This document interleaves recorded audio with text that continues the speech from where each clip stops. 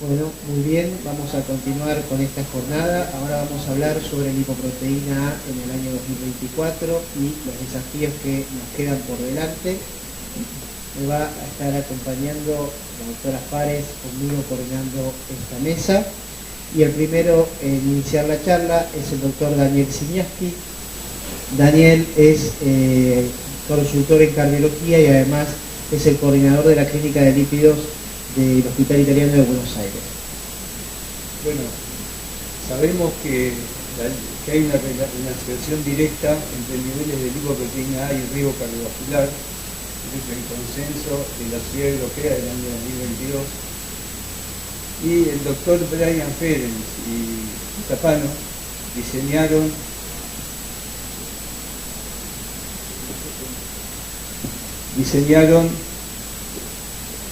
un calculador de riesgo que permite calcular el riesgo sin tener en cuenta la lipoproteína A y cuánto recategoriza cuando agregamos el perfil de lipoproteína A. Ahora, ¿qué recursos tenemos cuando evaluamos una persona joven en prevención primaria con lipoproteína A elevada? ¿Qué recursos tenemos para mejorar la categorización de riesgo? Y uno que es importante es el antecedente familiar. O sea, tener lipoproteína A y antecedentes de enfermedad cardiovascular prematura potencia mucho la predicción de riesgo. Nosotros publicamos recientemente un estudio de corte transversal en pacientes de prevención primaria, es un estudio multicéntrico, con medición de lipoproteína A, donde vemos que se pudo reclasificar en una gran cantidad de pacientes a riesgo cardiovascular y también ver cómo podemos minimizar el riesgo corrigiendo el nivel de LDL y de presión arterial utilizando el mismo calculador de la Sociedad Europea.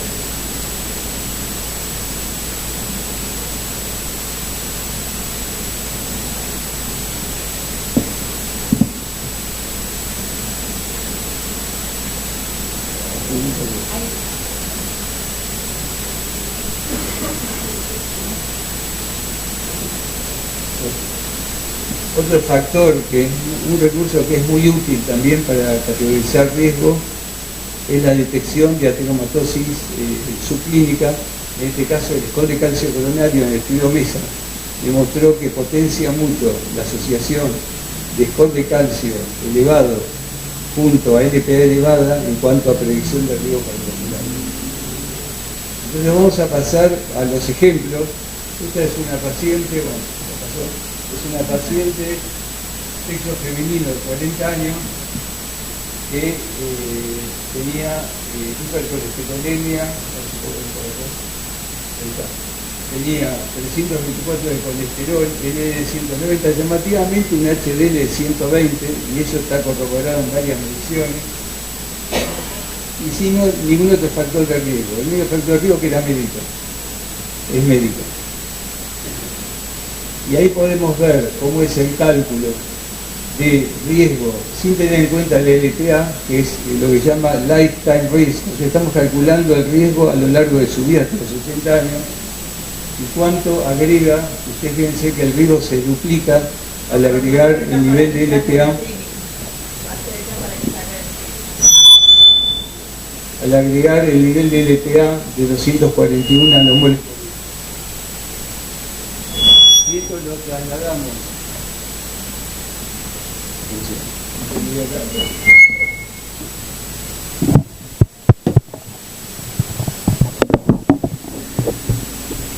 Si esto lo trasladamos, ¿funciona este? Si esto lo trasladamos a las curvas de lifetime risk, podemos ver que la paciente tenía, sin tener en cuenta el LPA, un riesgo a lo largo de su vida bajo y pasa a un riesgo intermedio. Ahora, llamativamente, si analizamos esta misma paciente, el riesgo no a lo largo de la vida, sino a los 10 años, independientemente de la LPA, tiene un riesgo muy bajo, que oscila entre 0,3 y 0,5% a 10 años.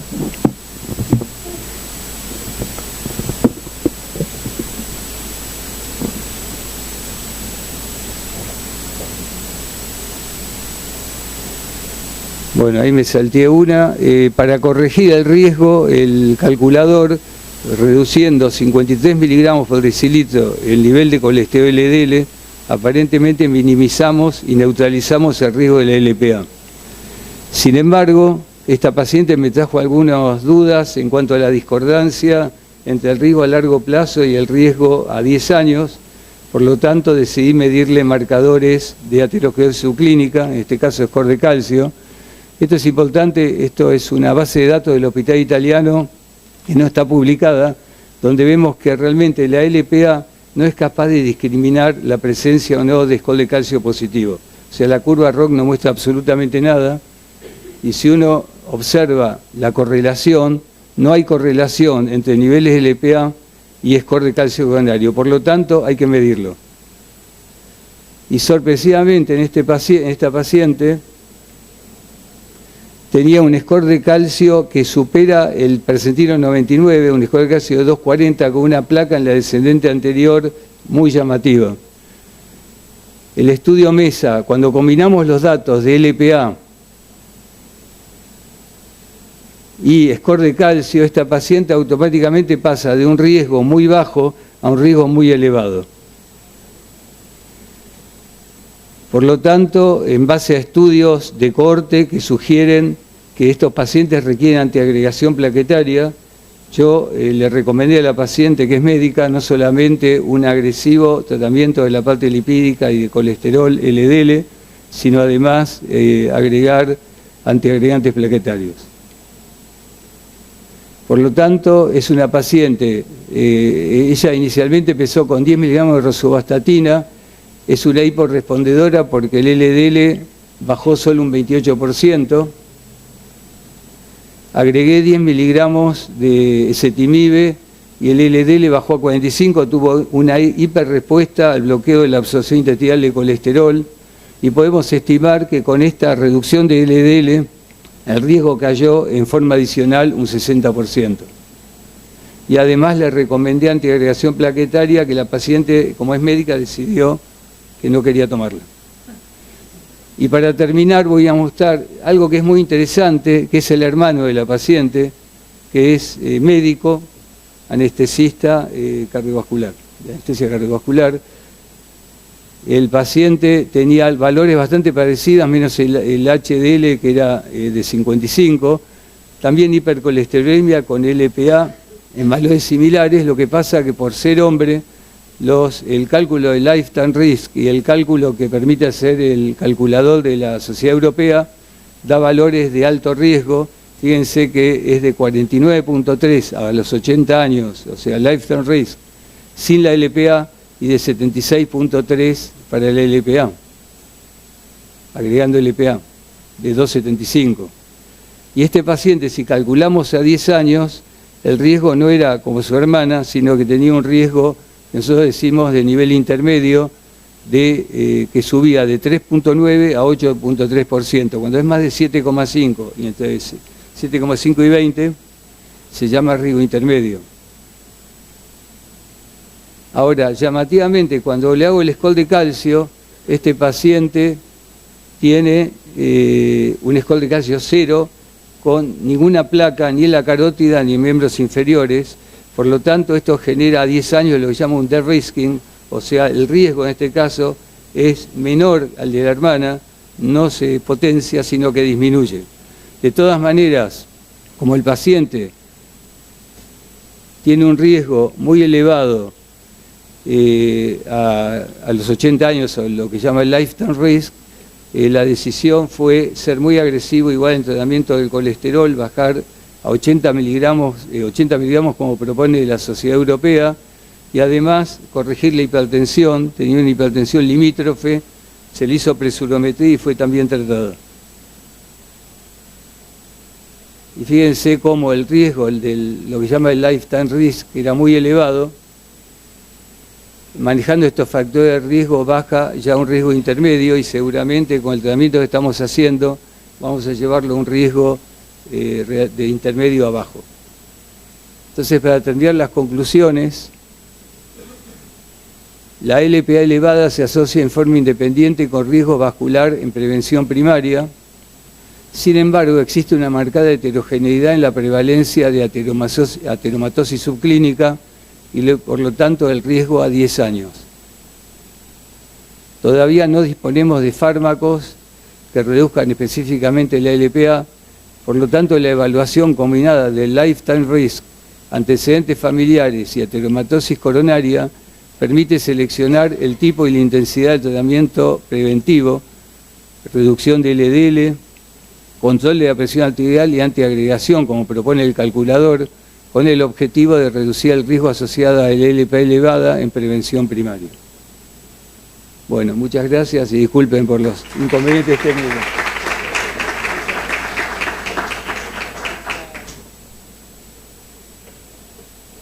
Gracias, Daniel, por la presentación. Ahora vamos a escuchar al doctor Gustavo Pereira Cini. Él es miembro de la Federación Argentina de Cardiología, es cardiólogo, es miembro vocal del Consejo de Vascular y Periférico y Stroke, y además es miembro de la Sociedad Argentina de Lípidos. Gustavo nos va a hablar sobre esta relación que hay ahora entre el problema del control metabólico y la LPA.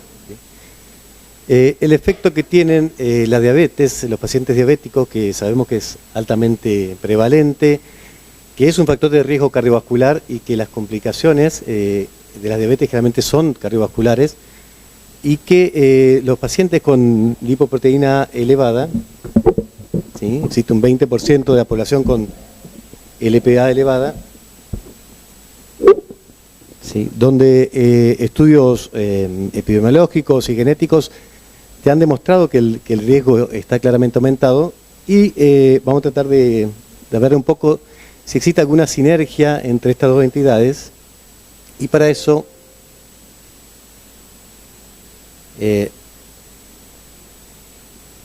nos planteamos algunas cuestiones, bueno, donde sabemos que, ya no hay discusión, que las pacientes que tienen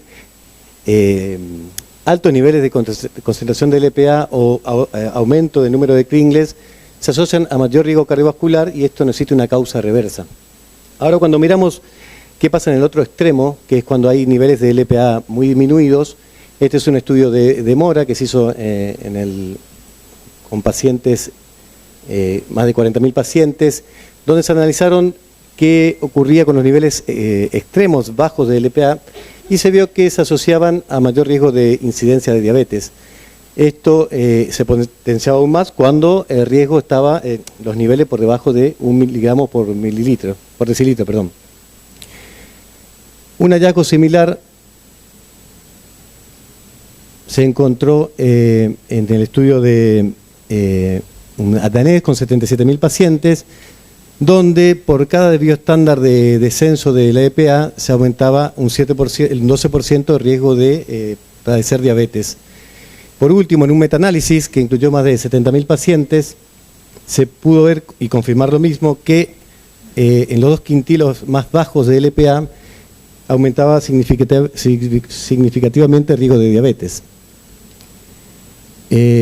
Lo que hicieron Lancet y Northcat fue evaluar qué pasaba con los pacientes que tenían niveles bajos de LPA asociado a su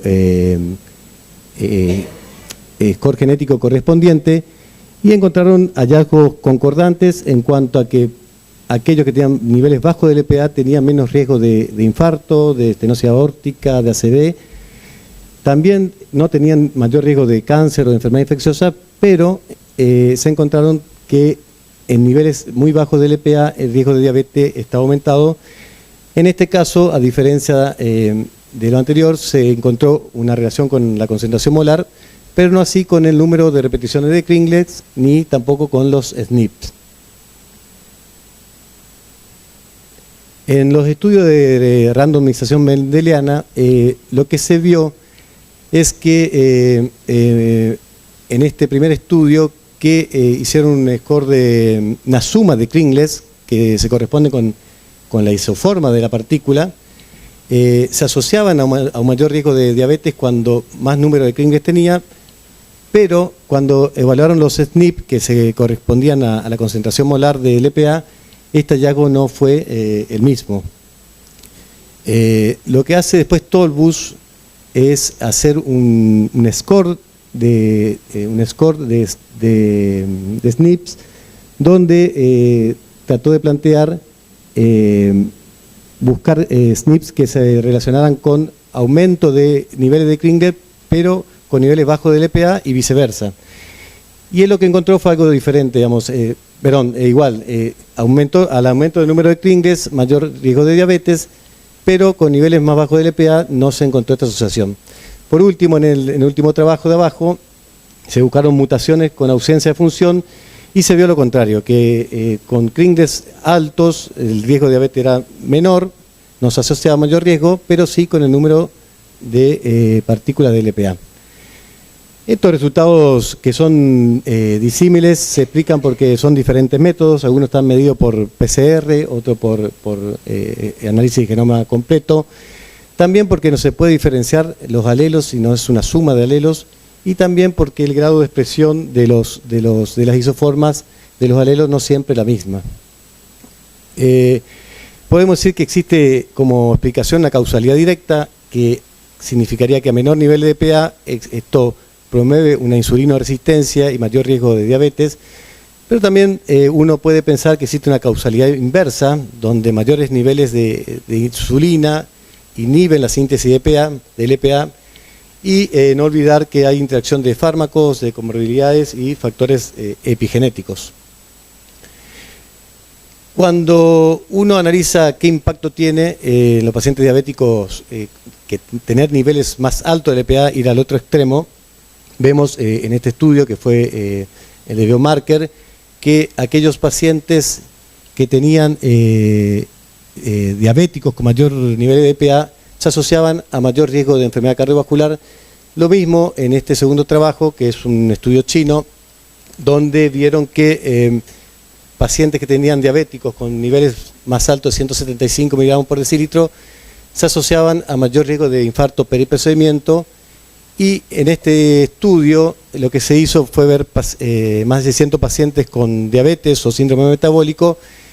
En prevención primaria se le hacía Doppler vascular, carotidio, y claramente los pacientes que tenían LPA elevada tenían más incidencia de placas ateroscleróticas independientemente del nivel del LDL. Lo mismo ocurrió, ¿sí?, cuando uno mira en la enfermedad macro y microvascular. En este segundo estudio de la derecha, los pacientes diabéticos se hicieron 3 grupos: pacientes sin diabetes, con prediabetes o con diabetes, y se los dividió por los niveles de LPA, y vemos como cuando la LPA está por encima de 50 miligramos por decilitro, el riesgo es mayor, pero esto es significativamente mayor en los pacientes que tienen diabetes. Este es un estudio donde, aparte de ver la enfermedad macrovascular, se evaluó lo microvascular, y los pacientes diabéticos tenían más incidencia de nefropatía y de neuropatía, lo mismo que en este estudio, que se asoció a un ratio mucho más alto, de 3.46, pacientes diabéticos con incidencia de retinopatía. Entonces, para tratar de entender el mecanismo en forma sencilla, sabemos que los pacientes diabéticos tienen un grado mayor de inflamación y estado protrombótico, pero cuando a esto se le agregan niveles más elevados de LPA, esto se ve potenciado, como vimos recientemente en la charla anterior, y que si empieza a haber una disfunción renal, los niveles de LPA van a estar más elevados por 2 causas: disminución de clearance y aumento de la producción hepática de LPA por estímulo de la proteinuria. Si a esto le sumamos un estado de glucotoxicidad, lo que genera que la LPA se glicosile, que aumente los niveles de colesterol esterificado y que aumente su masa. Por último, esto va a generar obviamente complicaciones macro y microvasculares, como hemos visto, y que en estado normal la insulina lo que hace es inhibir la síntesis de ApoA y ApoB, pero cuando hay insulinopenia o déficit de insulina, esto actúa como un estímulo para mayor producción de LPA. Entonces nos encontramos con la paradoja de la LPA y la diabetes, que es que a menores niveles de LPA existe más riesgo de diabetes y que los pacientes diabéticos con mayores niveles de LPA tienen mayor riesgo cardiovascular. Vamos a verlo en forma rápida, pero básicamente hay pocos datos del efecto de los hipoglucemiantes sobre la LPA, de resultados contradictorios de metformina, y no hay datos para el resto. Sí sabemos, seguramente se hablará más adelante, el efecto de los otros medicamentos sobre la LPA, pero solamente detenerme en los niveles PCSK9, el trabajo del Fourier, donde más del 30% de estas pacientes tenían LPA elevada, y se demostró que el evolocumab disminuyó hasta un 27% de los niveles de LPA, y no solamente esto, sino que se asoció a menor riesgo cardiovascular. Esto se ve particularmente acentuado cuando los niveles de LPA eran más elevados. Terminando, sabemos que para encontrar un efecto benéfico de la disminución de LPA de un 20% del riesgo cardiovascular, hay que bajar la LPA a un nivel de 50 miligramos por decilitro, y para llegar a un 40% de reducción de riesgo habría que bajarlo por debajo de 100 mililitros. Hay drogas que llegan a estos niveles, quedará pendiente ver el resultado clínico y también el impacto sobre la nueva incidencia de diabetes. Para concluir, podemos decir que los niveles bajos de LPA se asocian a mayor riesgo de diabetes, si bien el mecanismo todavía no está muy claro, que los niveles de LPA alto aumentan el riesgo cardiovascular en los pacientes diabéticos, y que si bien no hay terapias específicas aún, uno tiene que ser muy agresivo porque son pacientes de mayor riesgo, y que una opción serían los PCSK9 como tratamiento en pacientes resistentes. Muchas gracias.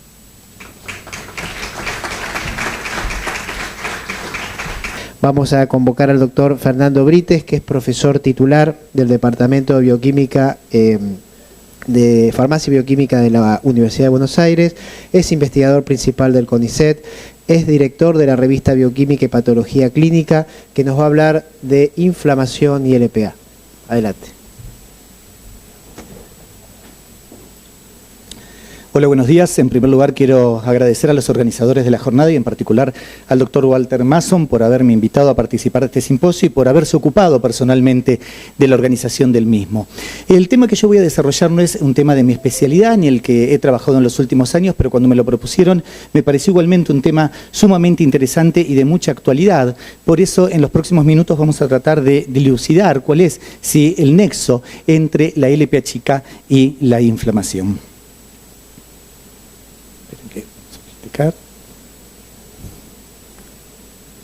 Formularlo, ¿no? Vamos a probar de otro ángulo. Sí, ahí se me fue hasta el final, ya termino. Vamos a ver si ahora retrocede. Bueno, a ver con la otra mano, si tengo más suerte.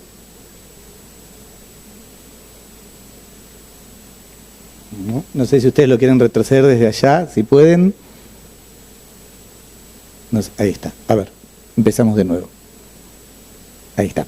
Bueno, como ya se dijo anteriormente y se sabe, la lipoproteína A pequeña es una lipoproteína sumamente compleja y con muchas particularidades. Y en parte esas particularidades surgen de su composición, ¿sí?, de sus características. No nos olvidemos que esta está constituida por una partícula tipo LDL con todas las características que tiene la LDL, y a su ApoB100, que está en la superficie, se une una glicoproteína, que es la apoproteína A, y que es muy diferente a todas las apoproteínas que vamos a encontrar en las restantes lipoproteínas. Y un poco a partir de todas estas características es que vamos a ver que tiene ciertas propiedades biológicas muy particulares. Desde hace muchos años ya sabemos que la lipoproteína A es considerada una lipoproteína proaterogénica, y podríamos, simplificando, decir que esas características proaterogénicas se deberían a la partícula de LDL, pero además vemos que algunos de esos efectos se encuentran amplificados. Pero también sabemos, y se la considera, aunque con menor evidencia, una lipoproteína procoagulante, y eso fundamentalmente se debe a que la LPA chica inhibe la activación del plasminógeno y consecuentemente también inhibe la degradación de la fibrina, además de estimular la agregación plaquetaria. Pero en los últimos años hemos empezado a escuchar evidencias, ¿sí?, respecto a que ahí pasé rápido.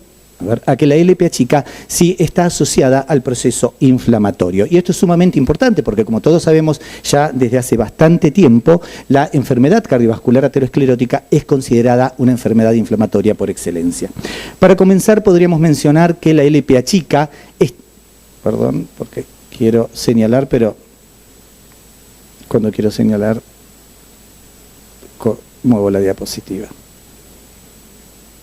A ver ahí. Bueno, no señalo, lo van siguiendo para así no tenemos problemas. Bueno, la LPA chica estimula la síntesis y expresión de una interleuquina proinflamatoria, como es la interleuquina 8. Esta es sintetizada por las células endoteliales, por los fibroblastos, los monocitos, los macrófagos, y tiene la propiedad de que es una interleuquina quimiotáctica, o sea que va a atraer a los leucocitos hacia un sitio particular del organismo, como puede ser la pared arterial. Tengamos en cuenta que entre esos leucocitos se encuentran los monocitos.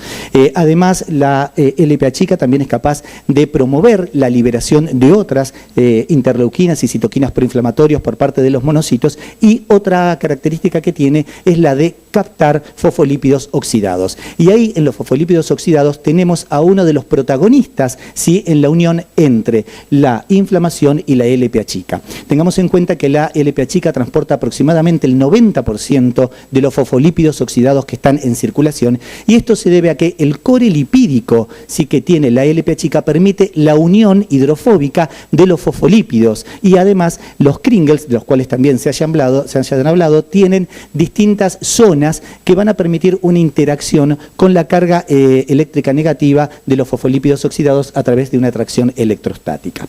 Además, la LPA chica también promueve la quimiotaxis y la transmigración de los monocitos hacia el espacio subendotelial, y por último, otra característica es que va a promover la síntesis de la proteína quimiotáctica de monocitos 1, y esta en particular también tiene como componente de unión principal a los fosfolípidos oxidados que recién mencionábamos. Bien, en el año 2022 la European Society of Cardiologists publicó un documento muy importante, un consenso sobre la LPA chica en la enfermedad cardiovascular aterosclerótica y la estenosis aórtica. Y destaco los últimos puntos, sí, que ellos resaltan porque justamente se le da importancia al proceso inflamatorio en relación a la LPA chica. Fíjense lo que se enuncia en el primer punto, que dice que la LPA chica tiene propiedades proinflamatorias y proateroscleróticas que pueden estar parcialmente relacionados con los fosfolípidos oxidados transportados por esta partícula. Y en el último punto también se dice que los altos niveles de LPA chica inducen la expresión de genes inflamatorios y de calcificación en células vasculares y valvulares. Ahora bien, si nosotros comenzamos a ver un poquito más en detalle cuáles pueden ser los mecanismos que nos asocian a la LPA chica con la inflamación, comenzamos por nombrar, ¿sí?, el hecho de que la LPA chica va a inhibir, ¿sí?,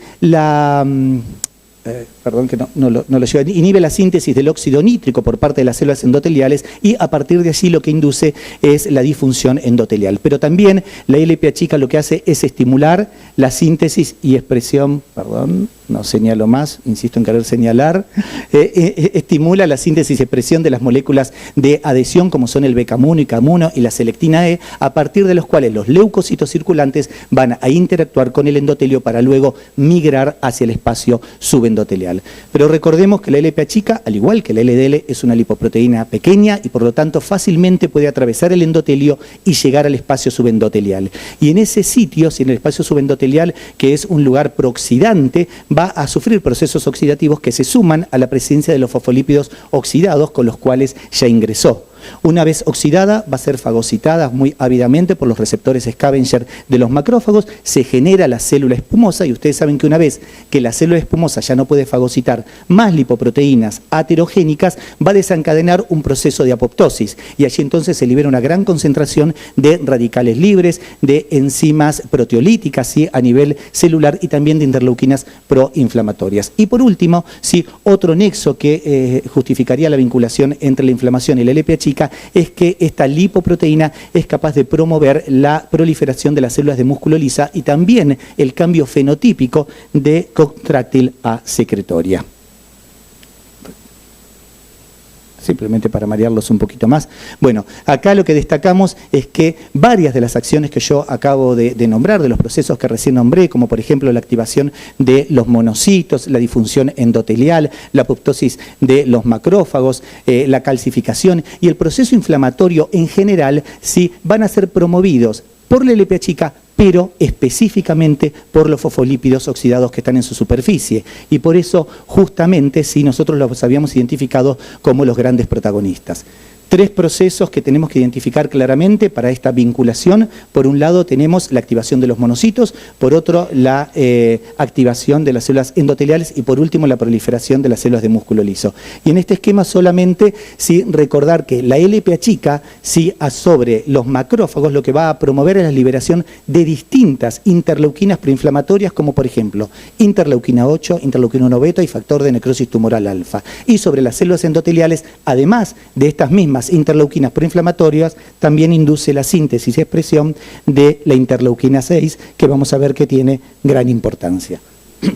Bueno, y ahora no quiero dejar de mencionar que también en la bibliografía se ha sugerido que la LPA chica podría tener un efecto de protección frente al proceso inflamatorio. O sea, todo lo contrario que acabamos de decir es bastante contradictorio, ¿sí? Es muy discutido y no hay gran evidencia, pero la justificación de esto sería que al captar fosfolípidos oxidados los estaría sacando de la circulación. Pero además, la LPA chica tiene, al igual que la LDL, unida una enzima que es la fosfolipasa A2 asociada a lipoproteínas. Y esta es capaz de escindir a los fosfolípidos oxidados, liberando lisofosfolípido y ácidos grasos oxidados. Pero además también en algunos trabajos se vieron otras acciones de la LPA chica, como que podría llegar a inhibir el reclutamiento de neutrófilos, aunque no se sabe muy bien si interpretar estos resultados, pero igualmente no quise dejar de mencionarlo. Y frente a todo este escenario, lo que nosotros establecimos hasta acá, más o menos claramente, es que la LPA chica induce el proceso inflamatorio. Pero ahora vamos a ver otro aspecto. Frente a los patrones moleculares asociados a daño, como por ejemplo podría ser los altos niveles de colesterol de LDL, la hiperglucemia, la presencia de cristales de colesterol o de ácido úrico, etcétera, se va a activar el inflamasoma. Y esto lo que lleva es a una activación de una enzima llamada caspasa 1, la cual lo que va a hacer es convertir a la prointerleuquina beta, ¿sí?, en interleuquina beta. Entonces, esta interleuquina 1 beta lo que hace es a su vez inducir su propia síntesis, ¿sí?, y con lo cual potencia todo el proceso inflamatorio y también induce la síntesis de la interleuquina 6. Esta interleuquina 6 a nivel hepático va a promover la síntesis de los reactantes de fase aguda, como podrían ser el inhibidor del activador del plasminógeno y el fibrinógeno, involucrados en la coagulación, y también de la PCR ultrasensible. Pero lo que más quiero destacar acá es que la interleuquina 6 además estimula la síntesis de ApoA chica y consecuentemente de LPA chica. ¿Y cómo puede hacer esto? Bien, en distintas situaciones en las cuales puede haber aumento de las concentraciones de interleuquina 6, como pueden ser situaciones inflamatorias agudas como el COVID o crónicas como la artritis reumatoidea, la enfermedad renal crónica, etcétera, esta interleuquina 6 se puede unir al elemento regulador, ¿sí?, al elemento de respuesta de interleuquina 6 que está presente en el promotor del gen LPA. Y de esa manera va a inducir la transcripción de este gen y va a inducir la síntesis de ApoA y consecuentemente de LPA chica. Ahora bien, entonces fíjense que hay ciertos fármacos, ¿sí?, que inhiben a la interleuquina 6 y que se ha propuesto que entonces podrían tener un efecto sobre la LPA chica. Este es un trabajo que publicamos hace algunos años, es un estudio en pacientes con artritis reumatoidea, los cuales fueron comparados primero con pacientes con controles sanos, pero luego fueron sometidos a un tratamiento con agentes biológicos antiinflamatorios, como por ejemplo el tocilizumab. El tocilizumab es un bloqueador, sí, es un inhibidor del receptor de la interleuquina 6. Y además de ver que había una corrección del estado inflamatorio, aquí está reflejado por disminución de los niveles de proteína C reactiva ultrasensible, pero hay otros marcadores, sí, que también se vieron disminuidos y también se corrigió la actividad, disminuyó la actividad de la enfermedad. Se vio que ya a los 3 meses de tratamiento con tocilizumab había una disminución significativa del LPA chica, la cual permaneció disminuida a los 6 meses. En cambio, cuando los pacientes, a otro grupo de pacientes se los trató con el tofacitinib, que en realidad este es un inhibidor de la Janus quinasa, principalmente la 3 y la 4, si bien se corrigió el estado inflamatorio, ¿sí?, no se vieron cambios en la LPA chica, y justamente porque no estaba involucrada la vía de la interleuquina 6. Entonces, ya acercándonos hacia el final, sí, nosotros vamos a hablar del riesgo residual de enfermedad cardiovascular y en particular del riesgo de inflamación residual entre los distintos factores que podríamos analizar como que pueden ser determinantes de este riesgo residual. Claramente vamos a encontrar a la LPA chica y fundamentalmente a través de esta asociación que tiene con la inflamación. Entonces, para concluir, lo que podemos decir es que la LPA chica, además de tener estos efectos proaterogénicos y procoagulantes, sí también tendría claramente un efecto proinflamatorio y produciría aumento de los mediadores y biomarcadores de inflamación. Pero, además, sí, este estado inflamatorio y de lo que se sabe hasta ahora, fundamentalmente a través de la interleuquina 6, produciría un aumento de los niveles de LPA chica, creando una especie de ciclo vicioso. Bueno, en esta jornada de lípidos simplemente no podía dejar de recordar, ¿sí?, a quienes se nos fueron muy recientemente, la profesora doctora Regina Vikinski, que fue la maestra de muchos de nosotros que estamos acá presentes, ¿sí?, y quien también acaba de partir, otro, sí, un pionero y un descubridor en muchos aspectos de todo lo que se sabe con respecto a lípidos y lipoproteínas, el profesor Jean-Charles Frouillard. Bueno, para bajar un poco la ansiedad del auditorio, ahora van a pasar las diapositivas porque la próxima charla está grabada. Vamos a escuchar al doctor Alberto Lorenzati, que seguramente todos lo conocen. Él es médico cardiólogo y experto en lípidos, es cofundador y expresidente de la Sociedad Argentina de Lípidos, presidente de la International Society of Cardiovascular Pharmacotherapy. Así que él nos va a hablar y nos va a dar un pantallazo sobre las nuevas drogas que están ahora en boga y en investigación para abordar la LPA. Hola, es un enorme gusto para mí estar en esta edición número 21 de la reunión científica anual de la Sociedad Argentina de Lípidos, con las disculpas del caso por no estar de manera presencial en esta oportunidad y agradeciendo a los organizadores el haberme invitado. El tema que me toca a mí es nuevos fármacos para bajar LP pequeña a, ¿dónde estamos parados hoy? Estos son mis potenciales conflictos de interés. ¿Qué es lo que sabemos? Bueno, lo han estado conversando mucho seguramente ustedes. Los niveles elevados de LP pequeña a son un factor de riesgo independiente de enfermedad cardiovascular, para muchos un factor directamente causal. No existen tratamientos hipolipemiantes establecidos que reduzcan suficientemente el nivel de LPA. Y se están realizando estudios clínicos muy avanzados con nuevos fármacos basados en ARN que reducen significativamente las concentraciones séricas de LPA, como el pelacarsen, olpasiran, serlaciran y lepodisiran. Muvalaplin es una molécula pequeña, inhibidora selectiva, que se une a los dominios 7 y 8 de la ApoA, impidiendo la unión covalente entre ApoA y la ApoB, y por lo tanto reduce muy interesantemente los niveles de LP pequeña a en un 65%. ¿Qué es lo que no sabemos?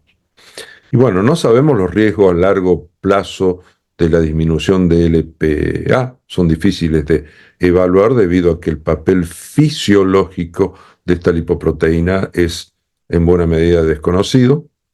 Y tampoco sabemos si la disminución del LPA en estudios diseñados específicamente de outcomes cardiovasculares resultará en una estrategia efectiva de prevención cardiovascular. Veamos algunos antecedentes que vale la pena tener en cuenta. El único fármaco aprobado para disminuir y tratar las elevaciones de LPA es el ácido nicotínico, que ya no lo usamos, es el hipolipemiante más antiguo, con un efecto muy probado de reducción de LPA. No lo usamos por los efectos colaterales, ya que los efectos sobre LPA están en la inhibición de la transcripción de la ApoA, produciendo una disminución. Miren qué interesante esto, el 50% de la ApoA recién sintetizada, pero también se disminuye el catabolismo y por lo tanto, en la práctica, la disminución de LP pequeña a es de solo un 20%. ¿Qué más sabemos? Y que está muy comentado últimamente. Bueno, la homología del 90% con el plasminógeno de la ApoA pequeña, uniéndose al receptor del plasminógeno e inhibiendo la transformación de plasminógeno en plasmina, lleva a un aumento de la coagulabilidad y la trombogenicidad. Sabemos que la aspirina inhibe el ARN mensajero de la ApoA y por lo tanto inhibiría la transcripción del gen de ApoA. Lo interesante es que recientemente, en análisis secundarios de estudios clínicos con instrumentos genéticos, también observacionales, se ha visto una reducción del riesgo cardiovascular en prevención primaria en los pacientes con LP pequeña a aumentada y que utilizan aspirina. Por lo tanto, muchos proponen la utilización de aspirina en prevención primaria en individuos con LP pequeña a aumentada. ¿Qué otro antecedente? Bueno, la conocida aféresis, capaz de disminuir entre un 60 y un 90% los niveles de LPA, con una reducción muy significativa de eventos o episodios cardiovasculares, pero esto no ha sido corroborado por razones éticas, obviamente no se puede, en estudios randomizados y controlados. Y aparte, ustedes saben muy bien que es una terapéutica muy costosa y muy engorrosa para el paciente. Dentro de las drogas, por ejemplo, que están por aparecer, el obicetrapib, un inhibidor de CETP, disminuye 57% el nivel de LP pequeña a, y los conocidos inhibidores de PCSK9 tienen un modesto impacto sobre LP pequeña a, digamos 25, 30%, pero es constante. Fíjense que en el estudio, esto es muy conocido, en el estudio Odyssey Outcomes disminuyó 24% la LP pequeña a, aquí se utilizaba un anticuerpo monoclonal anti-PCSK9 y se estima que contribuyó en 14% en la disminución de eventos cardiovasculares. Esto es un ejemplo, un estudio que nosotros publicamos con evolocumab en pacientes diabéticos, una disminución muy importante del nivel de LP pequeña a, pero lo habitual es que esta disminución sea menor, sea bastante menor. Veamos las terapias nuevas. El pelacarsen es un oligonucleótido antisentido que se administra una vez al mes. Está siendo estudiado en el ensayo Horizon, está muy avanzado. El olpasiran es una molécula pequeña de interferencia del ARN mensajero, es la misma tecnología que utiliza el inclisiran, que es mucho más conocido para bajar el LDL. Este se administra, el olpasiran, cada 3 meses y el estudio de fase 3 de resultados cardiovasculares, el Ocean A, está en desarrollo. El serlasiran, SLN360, también un ARN de interferencia, y el lepodisiran están en estudios de fase 2 principalmente. Ahora, les comentaba del muvalaplin, que interrumpe la asociación de ApoA con la apoproteína B y ha demostrado recientemente que es seguro y suficientemente efectivo para reducir las concentraciones de LP pequeña a. Ahora bien, del conjunto de todo esto, ninguna de estas terapias sabemos si reducirá los MACE, y también existe, aunque hay publicaciones y en todos estos foros hablamos mucho, no se sabe realmente la magnitud de reducción de LPA que podría ser necesaria. Hay especulaciones, insisto, para reducir morbilidad y mortalidad. Bueno, el pelacarsen, les dije que es un oligonucleótido antisentido, o sea, esta tecnología utiliza una sola hebra que se combina con el ARN mensajero, es capaz de disminuir 80% el nivel de LP pequeña a y es muy efectivo y seguro, y está siendo en las etapas finales del estudio Horizon, que probablemente concluya a finales del año que viene, según tengo entendido. El Olpasiran, también muy avanzado en fase 3, al igual que el anterior, molécula pequeña de interferencia del ARN mensajero que se administra cada 3 meses. En el estudio Ocean de eventos cardiovasculares se estima que podrá terminar este estudio en 2026, o sea, de aquí 2 años. Y más atrás, el Serlaciran, que ha demostrado ser también efectivo en disminución. El estudio de fase 2 Alpacar está evaluando una cantidad razonable de sujetos para ver seguridad y eficacia. Y finalmente, aquí vemos la efectividad, que yo les decía, 60-65% del único compuesto oral, que es el Nuvalapli. Ahora, ¿se agota aquí las posibilidades? Por supuesto que no. La tecnología de edición genética, CRISPR-Cas9, puede modificar la producción de LP pequeña a. Se encuentra esto en etapas muy primarias, en fase 1, con investigación, en investigación animal, en las primeras fases, quise decir, pero es absolutamente prometedor. Por supuesto que existen para esto muchos interrogantes que deberán ser resueltos antes de que podamos contar con esta terapéutica en el campo clínico. En esta imagen tenemos subrayados en rojo los estudios que están en fase 3. Les dije, Horizon con Pelacarsen, se estima que se completa el año que viene o que termine el año que viene. Ocean se espera que termine en 2026, y con Lepodisiran, el Acclaim, que se espera que podría terminar, todavía está incluyendo pacientes, tengo entendido, y que podría terminar en 2029. Lo muy interesante de estas moléculas, este es un ejemplo con Olpasiran, que se utiliza, insisto, cada 3 meses, es que tienen un efecto prolongado en el tiempo.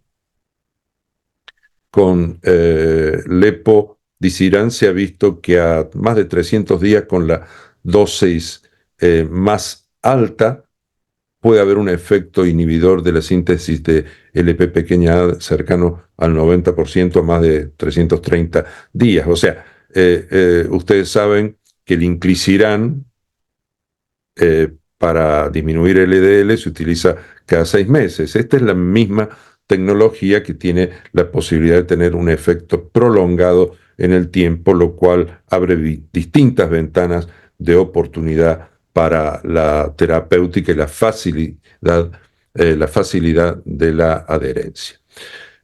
Como conclusión, y para no extenderme de los minutos que me habían asignado, por primera vez contamos con medicamentos específicos para disminuir LPA de manera muy significativa.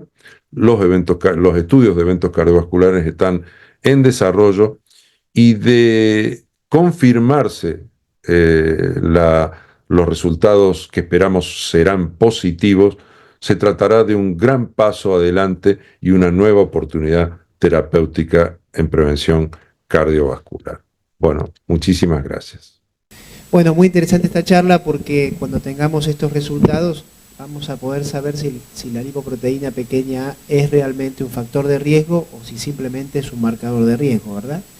Vamos a invitar ahora a Paula Fares, que va a estar conmigo coordinando esta parte de la mesa. También Daniel, por favor, Fernando y Gustavo, que ya está acá. Como ustedes saben, tenemos unos minutitos ahora para preguntas.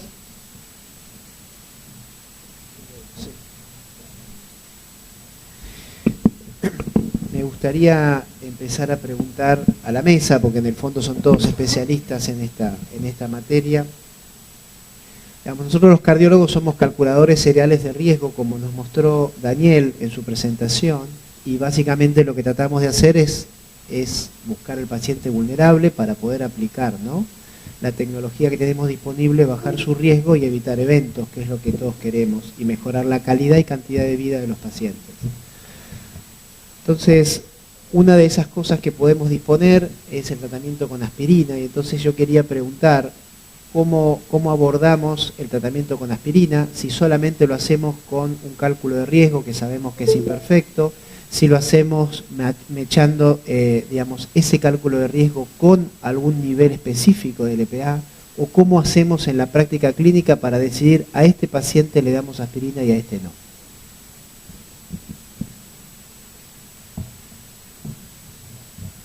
Realmente o sea, los estudios, hay 3 estudios que avalan el uso de aspirina, que son estudios de cohorte, observacionales, de cohorte prospectiva. O sea, no hay estudios contra placebo como para responder esa pregunta con precisión.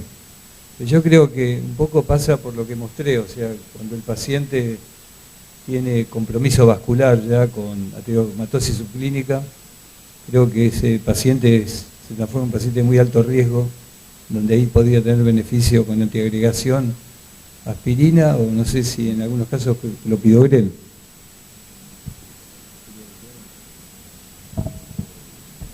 Sí, esa es una pregunta, porque la aspirina de la prevención primaria prácticamente la corrimos, salen pacientes de extremado de riesgo, diabéticos o con placas, y siempre el interrogante si la LPA solamente arriba de 50 miligramos es un indicador de aspirina o no, por el mecanismo fisiopatológico más que nada y estudios observacionales, pero es una respuesta que aún no está decidida.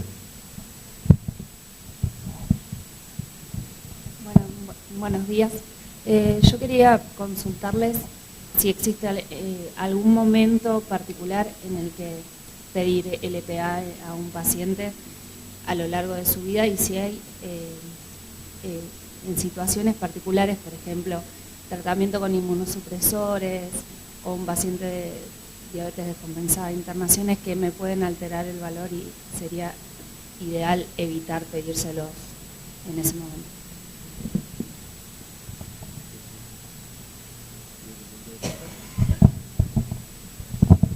Bueno, actualmente las recomendaciones generales es que al menos una vez en la vida hay que medirle cera a todo paciente. Ya a partir de los 2 años de edad, los chicos ya alcanzan los valores del LPA del adulto.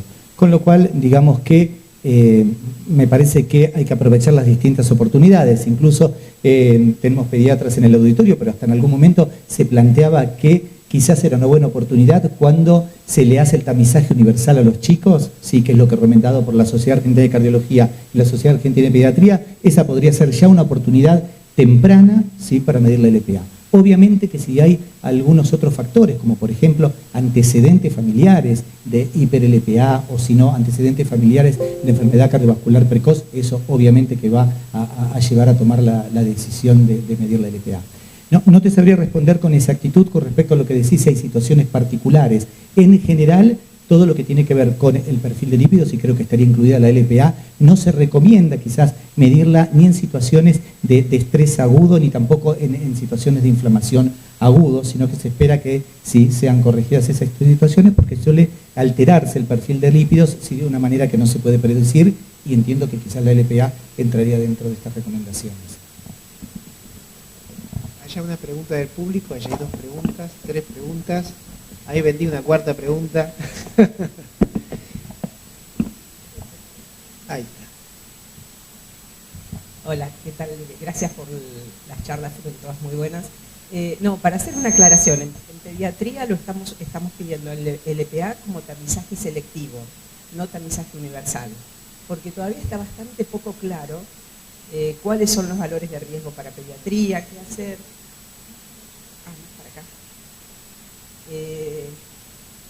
Todavía en pacientes que tienen otros factores de riesgo, ahí empezamos a medir LPA y entonces ajustamos los otros factores de riesgo.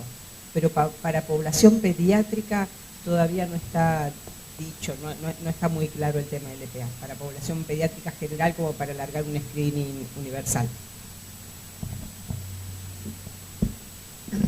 Yo quería resaltar algo que me interesó mucho que dijo Fernando, pero de paso aprovecho y respondiendo a lo que preguntaron recién, agregaría después de la menopausia, ante enfermedad renal crónica, y medir LPA, que encontramos variaciones. Pero no, lo que me interesó, no sabemos la fisiología de la LPA. Y cuando mostraste que tenía ese rol dual, antiinflamatorio y proinflamatorio, bueno, hago una analogía con la HDL. La HDL antioxidante que toma y con la paroxonasa toma, protege a la LDL de la oxidación, pero se termina oxidando ella. Entonces, me parece, o sea, muy importante, y aparte de fosfolípidos oxidados sabemos poco, que esto es lo que debe estar pasando, que quizás el rol original fisiológico del LPA era antiinflamatorio, es antiinflamatorio, recoge esos fosfolípidos oxidados y después al tener la PAF, acetilhidrolasa, bueno, los libera y termina inflamando ella. Algo parecido pasaba con la HDL y bueno, me pareció muy interesante. Perdón un minutito. Laura, sí, a ver, yo quizás no lo destaqué por el tiempo, pero creo que en el metabolismo lipoproteico tenemos un montón, no sé si un montón, pero tenemos varios, sí, actores que tienen como este rol dual. Incluso la proteína transportadora de colesterol esterificado, CTP, si nos preguntan qué es lo bueno, que esté muy alto o que esté muy baja. Bueno, ninguna de las dos situaciones. Y creo que así, la propia LPH, la propia fosfolipasa 2 asociada a lipoproteínas, ¿sí? Cuando está unida a la HDL tiene un rol protector, unido a la LDL tiene un rol, sí, injuriante aparentemente, sería proinflamatoria, y bueno, y tenemos varios, sí, actores en el metabolismo lipoproteico que tienen eso, me parece que sí. Sí, el estano sube mucho la lipoproteína. ¿Qué es el estano? Muchos tendrán pacientes coronarios que uno los manda a hacer gimnasia y el entrenador en el gimnasio les da tazonolol, que es un andrógeno, y que sube muy marcadamente, y esto es muy común, porque se hacen unos buenos mangos los entrenadores prescribiéndole esto que normalmente se les da a los vacunos. Juan Patricio, ¿vos querías preguntar? Sí, hay un tema de debate que es la insulinoresistencia y LPA.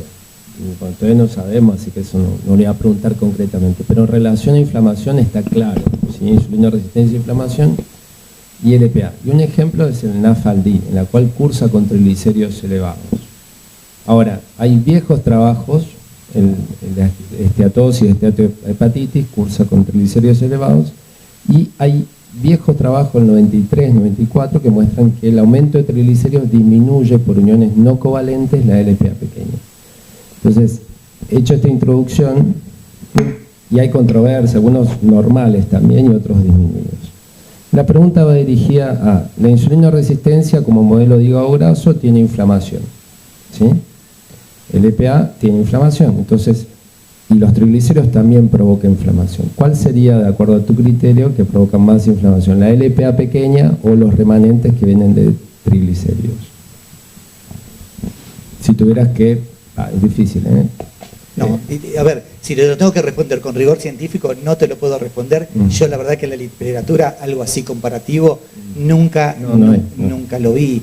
A ver, si lo evaluamos por cantidad, la verdad que hay muchos estudios, sí, que asocian al proceso, a la hipertrigliceridemia y a la resistencia insulínica con el proceso inflamatorio. Con la LPA es más reciente, es mucho menor, sí. Yo creo que hay muchas cosas que requieren corroboración todavía, pero bueno, pero la verdad que con certeza no te lo podría responder. ¿Sí? Gracias. Yo quería comentar, en base a lo que dijo el doctor Lorenzati, algo sobre aféresis de colesterol, que tenemos experiencia propia en el hospital italiano. Compartimos un paciente con el doctor Lozada, con LPA, un paciente joven con LPA muy elevada, con reiterados angioplastías coronarias, un paciente de 40 y pico de años, con muy buenos resultados. Y bueno, hay que tener en cuenta, si bien es un método invasivo y de alto costo, cuando el paciente tiene eventos recurrentes con LPA elevada, bueno, es lo que tenemos en este momento hasta que estén las drogas disponibles que mostró el doctor Lozada. Así que tenemos el programa para tenerlo en cuenta. Bueno, muy bien. Gracias por... Sí, doctora, la última. El estrés, ¿cómo activa la LPA?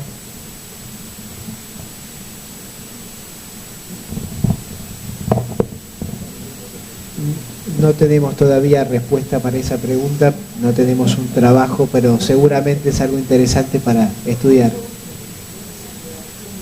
Bueno, muchas gracias a todos.